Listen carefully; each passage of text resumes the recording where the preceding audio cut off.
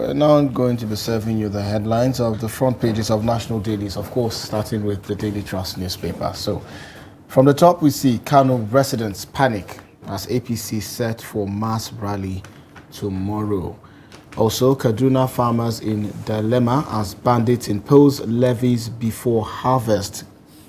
Quite an unfortunate situation there, which will, of course, deal a huge blow to Nigeria's accessibility to food, of course. Read that story on page 3. Alleged terrorism financing, federal government orders probe of correctional service officers. That story is on page 5 of the Daily Trust newspaper. And for the lead story, we see war on Gaza. Israeli-Hamas ceasefire begins today. 50 Israeli hostages, 150 Palestinians for release. Israeli forces launch fresh attack ahead truce. Nigeria, 7 others reject selective application for international laws. West, Israel not ready for two-state solution. Palestinian envoy. Well, the ceasefire, I understand, is just supposed to serve for a period of 4 days. Let's see what happens before then. Also, we see a pictorial there of displaced Palestinians who are waiting in line as volunteers distribute hot meals in Khan Yunis in southern Gaza Strip yesterday. Beside that pictorial, we see Nigeria drifting in health sector, according to the National Economic Council. Of course, they met yesterday. We see man bags life imprisonment for sodomy in Jigawa. That story is on page 26. Kogi freezes state local government accounts. You want to know why? Read page 26 of the Daily Trust newspaper. These are some of the headlines on the front page of the Daily Trust. Aftermath of CDS allegation, the federal government orders prison warders and probe over Boko Haram inmates. This is the major story on the Daily Sun this morning. It promises new welfare package for paramilitary. Below there, you'd see troops kill 99 terrorists and arrest 198 others in 1 week. Deactivate 50 illegal oil refining sites and nab 51 suspects. Suspension of Nigeria by FATF sends wrong signals to investors. That's according to CISLAC. Imo Guber, the LP storms INEC headquarters and demands CTC of result. Appeal court reverses sack of Nasarawa governor and affirms Yahaya's victory in Gombe. We have Rivers Assembly court threatens contempt order against Amel Hule and Maul. You find this on page 5. Below the picture, we have the federal government to channel $1.59 billion donor funds into 36 SAPZs, target 17.5 million jobs, 100,000 farmers. WHO governors to sign health compacts agreements. We have 4-year education roadmap underway, says the Minister of Education, and Umuada Ibu asks Tinubu to free Kano, says Nigeria has seen enough blood and destruction. Now, these are some of the stories on the Daily Sun this morning. For the Guardian newspaper, we see high OPEX, harsh environment, hobble industrial revival jobs. That's the big story on page 4 and page 5 of the Guardian newspaper. We see, of course, sort of a pictorial that carries some statistics. Exchange rate, black market hits 1,165 naira to a dollar. The interest rate is currently around 18.75%, and between 2015 and 2023, the manufacturing sector lost over 200 players. Factory output continues to decline in both volume and value. And we see below the pictorial and on the belt, Nigeria ranks 144 out of 163 in safest country rankings for 2023. It's on the transport page 20. Of course, we know this ranking is going to have some impact, especially on foreign investment. But then you can read that story on page 20. Military deactivate 50 illegal oil refining sites, arrest 51 suspects. It's on the Metro page of The Guardian, page 8. Jega Babachir, others reflect on INEC 2023 elections amid fresh appeal court verdict. Page 6. Israel-Hamas war, death toll of Palestinians 14,200, says ambassador. Below that, we see Reps panel probes 62 billion naira HIV/AIDS intervention funds on page 7. And finally, on The Guardian, Nigeria loses $10 billion yearly to imported welders, ministers lament. So Nigeria still import welders? Well, read more of that story on page 3. These are some of the headlines on the front page of The Guardian. At the top of the page of The Nation newspaper says, Appeal Court voids tribunal verdict sacking Sule. The PDP governors confident that Lawal Motwang will get justice.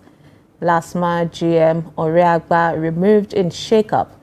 NPA, Nimasa, Niwa sign performance bond with minister. The major story there says states, FCTO, federal government 1.72 trillion naira budget support cash, sub-nationals to pay back 49 billion naira each, and program terminated. Below the headmaster there, it says Ogun to begin building of CNG bus station. Court remands Oyo monarch. At the bottom there, we see a pictorial of the Minister of Labour. Beside that, there's Tinubu to decide on Minister Lalong's Senate seat. Ex-Governor picks certificate of return. The AFDB's $1 billion boost to create 500,000 jobs in agri sector. And there is a special processing zones for 7 states, including the FCT. At the bottom there, it says, Jusun disowns Oshun chapter strike over government's role with the CJ. Now, these are some of the stories on The Nation newspaper today. And on this day newspaper, we start from the top of the page. 3rd edition of Zenith Tech Fair ends with hackathon, winners receiving significant cash rewards. On the belt, Total Energies confirms first oil leak at 2.3 million barrels capacity. Ejina FPSO. Page 5, that story. FG introduces $750 million World Bank assisted SABA program for states. Page 6.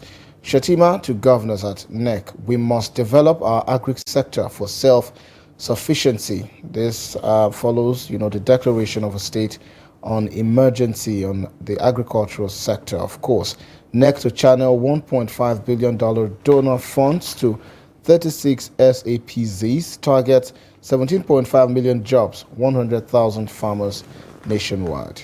And for the lead story, Olanipekun, appeal court can't correct clerical errors in Kano Guber judgment. Tension as NNPP APC hold rally tomorrow. Court reverses Nasarawa governor's sack. And finally, Wigwe University to commence academic program in September 2024. All right, let's move to the Vanguard newspaper this morning. From the top there, it says NGX axes 30 companies over corporate governance. We have a roadmap to tackle challenges in education sector that's according to President Tinubu. Nasarawa appeal court reverses and the sack of Governor Sule. Boko Haram, federal government probes prison warders alleged connivance with terrorists. You find this particular security news on page 41. The major story on the Vanguard says NBS reports families spend more as inflation persists. Records about 3.3% rise in the second quarter of 2023. Families shifted towards recurrent rather than savings investment. That's according to the ex-CIS boss. And there is more to that story. You can find that on page 5 of the Vanguard newspaper. Below the pictorial there, we have Northern elders express concern over conduct of judiciary. I have Kano, Yoruba community begs Tinubu Obasanjo to intervene in political crisis. There's 2023 AFCON in the sports segment there that says blow for Super Eagles as Awoni is set to miss out. Now, these are some of the stories on the Vanguard this morning. And we're now joined in the studio by our newspaper reviewer for today. He's no other person than Nuruddin Abdullah. He is the editor at 21st Century Chronicle. He's been missing in action for a while, but he's now back here with us. Welcome to the program, Nuruddin. Thank you very much. Yes, so perhaps we should start with the lead story of on the Daily Trust, or should we start with this one? Kano residents panic as APC set for mass rally tomorrow. So it's seeming like this case is becoming even more and more interesting. Definitely. We hope the security agencies will do the needful. Excuse me. You know, after the last week, I think it was the Friday, the Court of Appeal judgment that dismissed the appeal by the NNPP governor in the state, Guber, Yusuf. You know, there has been horse trading. You remember about CTC judgment, the errors, you know, and what have you. But by and large, I think the political parties, beautifully, they said last week that both the NNPP and the APC, they stand by the peace accord they signed before the election. So what the security agencies, particularly the police, the DSS, should do is to hold them to account by reining their supporters. You understand?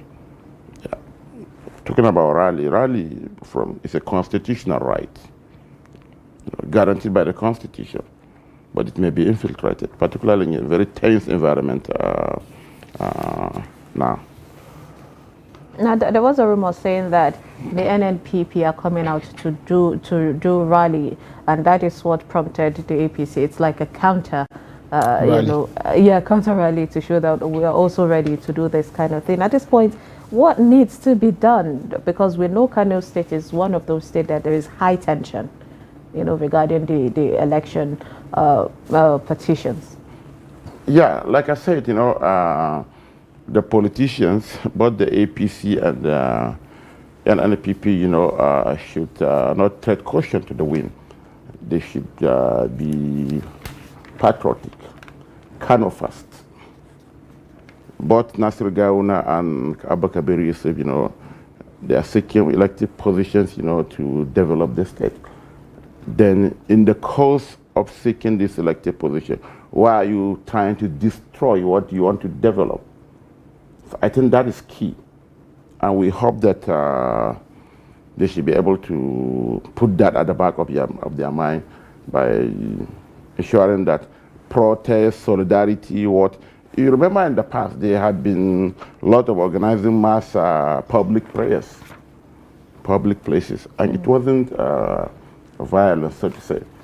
So we hope that, you know, in the next 1 month or so, where the Supreme Court will take the final decision, you know, they should tread with caution, you know, they should observe public safety and whatever. And the security agencies should do the needful. All right, let's talk about what is happening in Kaduna in terms of security.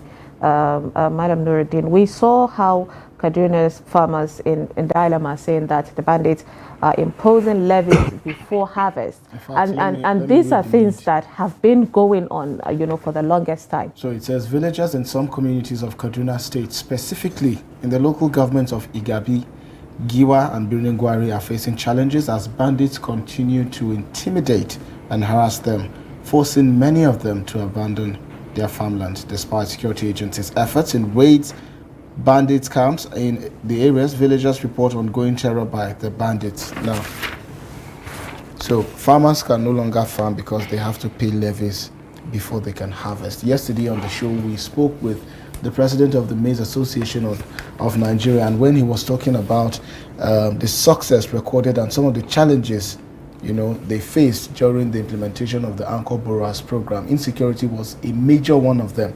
In fact, he even narrated a personal experience where, upon cultivating 80 hectares of land, the entire farm was burnt to ashes because he couldn't afford to pay levies. 80 hectares of maize, and now we see on the Daily Trust farmers in Kaduna complaining of bandits levies. So how does Yeah. this now impact the Nigeria's current food insecurity, and what do you think really needs to be done? Because I really, at this point, I'm really concerned and worried.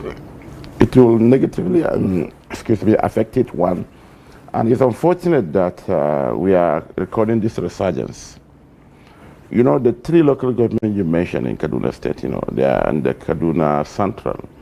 And for years, there have been the hue of banditry. Talking about Birnangwari, talking about Giwa and Igabi. The mass, if you remove the southern part of the state, where communal clashes in particular. But we're talking about kidnapping, for ransom, gruesome murder, and what if you Birnangwari, Giwa, and Igabi, they are the ground zero, the epicenter of the. And I don't know what is happening. Last year, the Birnangwari area in particular, there was a semblance of relative peace, particularly when the current chief of army staff was serving as the Theater commander. not theater commander, as the GOC of Wandi. He opened the Birnangwari way. But maybe, unfortunately, with the way our security people behave, when they push them back, maybe they just withdraw completely. And these people are coming back. You understand? It has been long since we had something like this. They used to do it, even along the Abuja-Kaduna highway.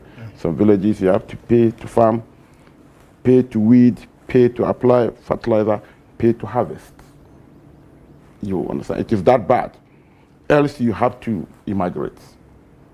You understand? So I think the security agencies, they need to reorganize their strategy and ensure that this thing is nipping the boat and the people living in the villages. Else, people will abandon these areas and troop to the city. I mean, this thing, just like you mentioned, it has been resurgent again. We saw how they burnt a farm in Niger State, and there is specific name calling of where these things are happening. And this has been happening, I think, for about 2 to 3 months. But then, and the media are showing all of this. So it seems something is wrong. I mean, it should be that the moment the citizens are coming out to say, okay, we have issues here, even though the security agents have come out to say that you don't have enough capable hands, but there should be some people being sent to that place. So could it be that the state governments, the security agents, even the federal governments are not doing enough in order to tackle this? It may be right, the analogy you are trying to draw, but the state are doing enough, in particular. Particularly the state affected. If you take Zamfara, if they show you their budgets, they buy trucks, they buy trucks for these security agencies, they foil them, they give them remuneration, they buy communication gadgets, they buy vests, helmets, and what have you. But my understanding is this, particularly the way Nigerians do things, when you record some amount of success, you stay back. Until these bandits go there, nurse their wounds, reorganize, and bounce back. I think that's my understanding of the situation. And if you look at the topography, or the geography of this epicenter in Kaduna, for example, Birnangwari is a very thick forest. It has a border with Giwa and Igabi. Very vast swath of land. In fact, almost all the kidnapping that take place in the past is along the Abuja way, the Kachia area. People are camped along that axis, the Birnangwari, Giwa, Igabi, because they are some of the biggest local governments in Kaduna State. You understand? Thick forest. So maybe what the Obasani administration in Kaduna should do is to more cooperation with the security agencies. How do you do that? You need to help them. You can't rely on their federal budget to achieve anything. You understand? In the past, I know they used to buy trucks for them, they foil them, they kit them, and what have you. And that has tremendously boosted the morale of the security personnel and even their commanders. So I think this is key. Look at what Zulum is doing. And in case of any casualty, the families of the slain security personnel are helped, like we normally see. Another aspect has to do with maybe the vigilante aspect of it, the JTF in Borno. Katsina has a JTF, I think Zamfara is recruiting one. Maybe Kaduna need to activate its own. They are the local people. They know the geography more than the military, more than the police. They will bring from entirely another part of the country to come and do it. And when it comes to even local intelligence, they know the family whose sons has joined these people and whatever. So they help. But the government needs to be deeply involved, actually. Okay, let's talk. I know during the time of former Governor El-Rufai of Kaduna State, he came out in one video that a lot of Nigerians saw, where he was making reference to that he made a call to some of the northern governors to meet up, in order to sit down and strategize about these things, because we all know that when they dominate a particular state, then they start moving to other states, and the northern part of Nigeria are known for to be the producers of large number of food for the country, and also this menace of insecurity is disturbing the northern part of Nigeria. So do you think the governments need to come together in order to find a proper solution for this situation? Yeah, definitely, because it's not, banditry, just like terrorism, is not affected by geographical borders. If they are operating, let's say, in Niger, they can easily move to Katsina, Zamfara, or even Kaduna, or even the FCT. So you push them there, what happens next? So you need the collaboration of the other, excuse me, to do it. I think in the Northwest in particular, they have reactivated that strategy. The last meeting they did, I think, was in Katsina, where among other things, they even resolved that there won't be any negotiation with these bandits. Because at individual level, almost all the states in the past have negotiated with bandits. But what happened at the end of the day? They renege on their promises. They bring the AK-47, you give them money, only for them to buy new ones. Only for them to attack more villages. Only for them to abduct more civilians. Or even to kill them. So I think maybe they are doing that. The last meeting they did, I think, was in Katsina, during the inauguration of the Katsina local vigilante something. So they need that collaboration. And intelligence gathering mechanism should be greatly improved. We shouldn't be on the defensive all the time. You see the report, security repel. No. Take the war to their various enclaves. Or ambushing our security personnel. I think we should devise strategy. We have been fighting banditry for more than 6-7 years now. So at least we should have some leverage. We should be on the top of the game.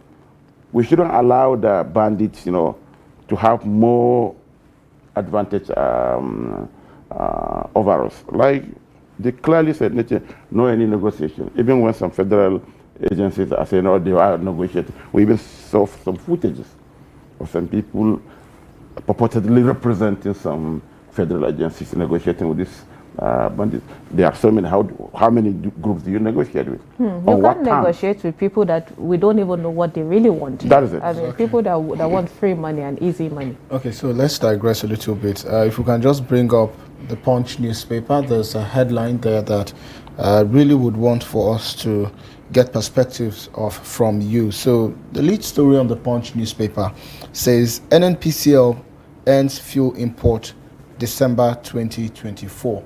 And it is projecting 4.5 trillion naira revenue. There are two riders to that lead story. The first says fuel importation, shipping cost, port levies will stop, say Ipman NNPCL boss.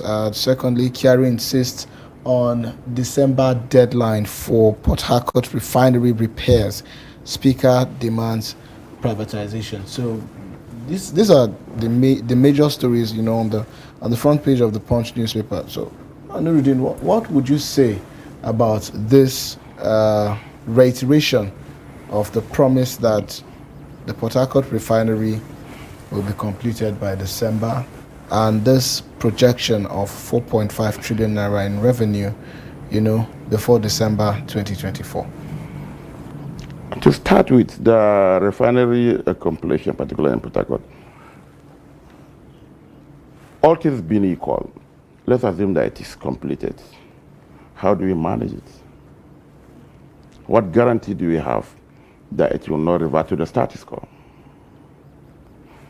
The Senate, was it this week, saying that over 12 trillion was expended on the turnaround maintenance of this refinery just in the last 10 years, just 2 years before Buhari came to office. The refineries remain moribund. The ideal thing to do, just like the Speaker Tajuddin Abbas said yesterday, is to completely privatize these refineries. Even the president, I think, is key into that. Even if you spend these billions on these refineries, the managers at the refinery presently are civil servants. And civil servants are not known successful businessmen and women. You are there, you don't have any schedule. Whether you perform or you don't perform, you'll move to the next day. Kaduna refinery, for instance, has been shut without refining 1 liter of crude since, was it April 2016? More than 2,000 workers are there, they are being paid. They go on leave. They go on training out of you. If it is your business, can you tolerate that? So we need that is private. Complete, the government should hands off. Well, but Madam Nuruddin, you see, this is quite an interesting scenario, because here the Speaker is calling for privatization of the refineries. But meanwhile, you remember during the campaign season, the candidate of the People's Democratic Party was literally vilified for stating that privatization is the way to go. So I don't understand the situation here. Is it a sudden realization from this administration that it has been the way to go, or it was all just politics that they played in the time past? It was not even 2023. The article was vilified in 2019. They are saying, if it say the Matata May, he's going to sell the refineries. That's what they have been using in the north. But here we are. To vilify. But it's the reality. You spend 12 trillion on turnaround maintenance. And after guzzling those money, nothing has been done. And you still have civil servants there, about 10,000 of them, earning salary, getting promotion, traveling. At the expense of other Nigerians, taxpayers. Just look at it. Let's assume that the refinery belongs to you. Can you run business like that? The partial privatization, or is it commercialization after the PIA? No. The Ministry of Finance has no business. Let's look at it this way. I read one analysis. We are cash strapped now, right? If we are to sell it, do you know how much we're talking about? It's huge money, seed money that we can invest into so many sectors, and it will solve our problem. But then the likes of Potato Land, Dangote tried acquiring it previously in cahoots with... it is this mental NLC communist mentality. Dangote bought Kaduna Refinery at that time. When Aradua came, he said, no, they are selling national assets. Which national assets? Yeah, okay, there is that fear of that. I mean, we saw how the federal government let go of the power sector and also, the NEPA. And right now, what we are seeing is there's a lot of charges, the tariff keeps increasing. So there is that fear of Nigerians saying, okay, when you sell to the private sector, you don't have control. Yeah, exactly. And the prices would get selfish, considering we don't have price control regulatory body here. No, we do have them. Are they active? The question is whether they are active. Okay, you mentioned just NEPA. That is the NPPC discount. the government privatized only the top and the bottom part of the power sector. chains. Transmission is still government. Very much the responsibility of the civil servants are still there. Generation and distribution is the one that was privatized. Yeah, it was. It wasn't privatized. I want to understand this because you've mentioned the top and the bottom part of the sector, and then civil servants are still the one wrong. Yeah, the one at the middle. Why is it seeming like you're categorically stating that civil servants should not be handed the responsibility of generating profit and doing business? No. The entire idea, the idea just go to a typical ministry and see how thing works. I'm not castigating them, but just go to a typical ministry. No KPI, no schedule, no nothing. Just collect salary and go home. When there is a delay, they are the first to complain. Let me give you an instance. You mentioned the power sector, but you didn't mention the telecom industry. You didn't mention the banking sector. Nitel, for instance, it has changed names several times. It operated before 2004 for almost, before 2001 for almost 100 years. Do you know how many lines did they get? There are about 700 of such telephone lines. Only half of them, about 300,000, were active in 100 years. Between 2001 and 2004, MTN, Airtel, was it Glow? Econet, and what have you. They created over 100 million telephone lines. Now you have data, and what have you. Nitel, in 100 years, we are only able to create 700,000 lines. Less than half of it were active. You know why it takes to pay a Nitel bill in the past? We forget so easily, you understand. Look at the banking sector. About 83 of them. You can take your money there. By Monday you come, the bank has collapsed. You just get BP and nothing else. They were consolidated. You can't get into this. The only problem with the power sector, selfishness, still by the civil servants and politicians, was imputed into it. The right people were not given the chance to buy them. But thankfully, I don't know, something maybe need to be done. The House of Representatives is saying that their operating license has expired this October. So let's see what we do. And it's just like the PID.